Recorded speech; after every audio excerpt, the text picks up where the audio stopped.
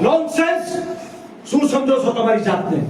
આવ ડાબોળિયો ડાબોળીને તમે નથી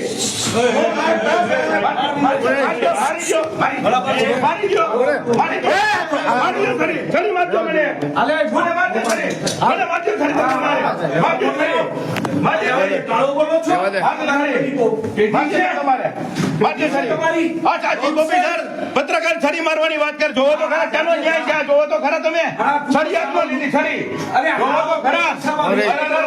બે પૈસામાં વેચાઈ ગયો તમે હું છો હવે હું છો